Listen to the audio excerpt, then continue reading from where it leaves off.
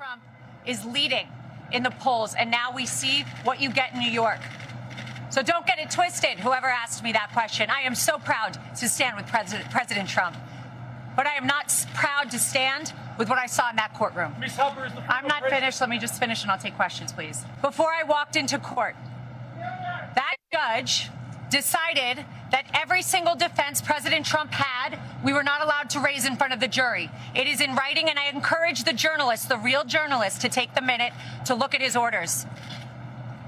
There was no proof.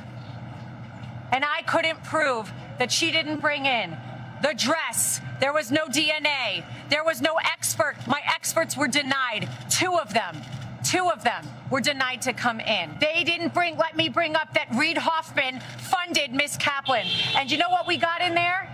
That my witness, who was her friend, who said that she is a drug addict and the drug addict is herself. That friend, I found out in there, was paid for by Miss Kaplan's firm, and that is disgusting. That is a violation of everything I stand for, and that is why I stand with Trump.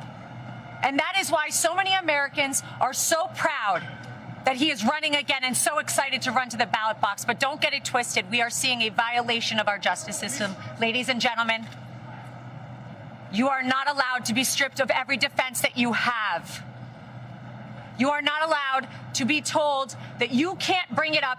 And imagine a point where a judge tells the lawyer, before your client, the former president of the United States, the leading candidate and obvious nominee for the Republican Party, before he takes the stand to defend himself, Ms. Haba, tell me the questions you're going to ask in open court and tell me exactly what he's going to respond. And then edited my questions, edited the response he was allowed to give.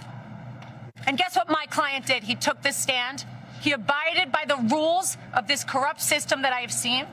We will immediately appeal. We will set aside that ridiculous jury. And I just want to remind you all of one thing. I will continue with President Trump to fight for everybody's First Amendment right to speak. Everybody's a right to defend themselves when they are wrongfully accused, and to be able to say, I didn't do it. And to double and triple and quadruple down and say, this is wrong. This is wrong. But we are in the state of New York.